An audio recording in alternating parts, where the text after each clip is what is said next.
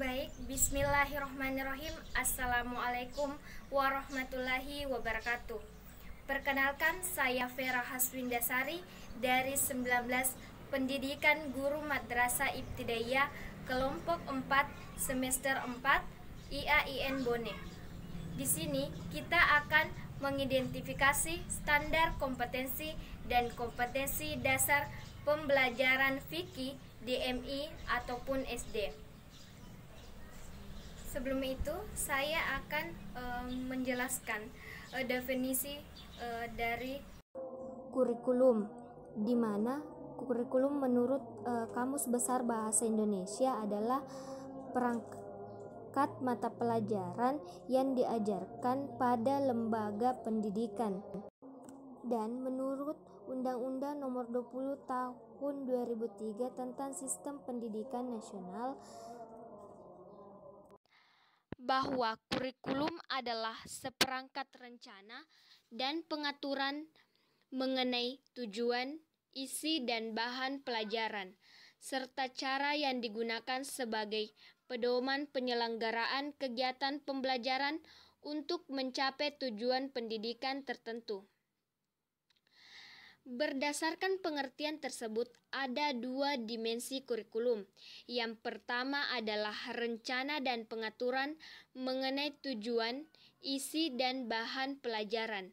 Sedangkan yang kedua adalah cara yang digunakan untuk kegiatan pembelajaran. Selanjutnya, definisi dari standar kompetensi. Untuk memantau perkembangan mupilan dan sikap yang minimal harus dikuasai peserta didik untuk menunjukkan bahwa mereka telah menguasai standar kompetensi yang ditetapkan. Oleh karena itulah, maka kompetensi dasar merupakan penjabaran dari standar kompetensi. Untuk memperoleh perincian tersebut, perlu dilakukan analisis standar kompetensi. Caranya, dengan mengajukan pertanyaan, kemampuan atau kemampuan dasar apa saja yang harus dikuasai siswa-siswi dalam rangka mencapai standar kompetensi. Jawaban atas pertanyaan tersebut berupa daftar lengkap pengetahuan, keterampilan, dan atau sikap yang harus dikuasai siswa-siswi dalam mencapai standar kompetensi.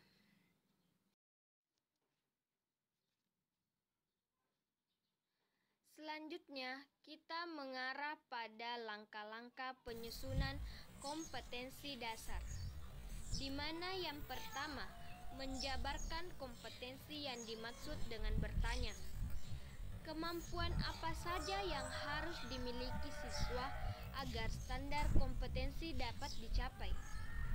Jawaban dari pertanyaan tersebut kemudian didaftar baik yang menyangkut pengetahuan, sikap, dan keterampilan.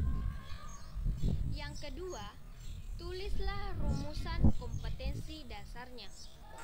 Dan yang ketiga, langkah-langkah penyusunan indikator, di mana langkah-langkah penyusunan indikator yang pertama, mengkaji KD tersebut untuk mengidentifikasi indikatornya dan rumuskan indikatornya yang dianggap merumuskan kompetensi dasarnya. Di antaranya yang pertama, meluas, maksudnya peserta didik memperoleh kesempatan yang luas untuk mengembangkan pengalaman tentang pengetahuan, keterampilan, sikap, nilai yang berkaitan saat pembelajaran berlangsung. Yang kedua, seimbang, maksudnya di mana setiap peserta kompetensi perlu dapat dicapai melalui alokasi waktu yang cukup untuk pembelajaran yang efektif. Dan selanjutnya ataupun ketiga, relevan, maksudnya di mana setiap kompetensi terkait dengan penyiapan peserta didik untuk meningkatkan mutu kehidupan melalui kesempatan pengalaman. Yang keempat, perbedaan merupakan upaya pelayanan individu di mana peserta didik perlu memahami apa yang perlu untuk dipelajari, bagaimana berpikir, bagaimana berbuat untuk mengembangkan kompetensi serta kebutuhan individu masing-masing. Adapun syarat-syarat yang harus dipenuhi untuk dapat merumuskan kompetensi dasar yang baik.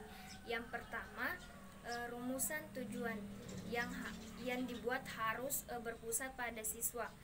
Yang kedua, rumusan KD harus mencerminkan tingkah laku operasional, yaitu tingkah laku yang dapat diamati dan diukur dan dirumuskan dan digunakan kata-kata operasional.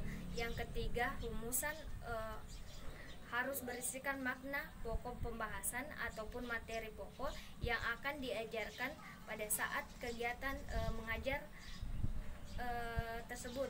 Dan saya akan memberikan contoh standar kompetensi dan kompetensi dasar untuk pembelajaran fikih DMI atau SD. Saya akan mengambil kelas 1 semester 1, kelas 1 semester 2, di mana kelas 1 semester 1 standar kompetensinya 1. Mengenal tata cara bersuci ataupun tahara, di mana kompetensi dasarnya 1.1 menyebutkan pengertian bersuci, 1.2 mencontoh tata cara bersuci, di mana yang kita ketahui bahwa bersuci ataupun tahara itu adalah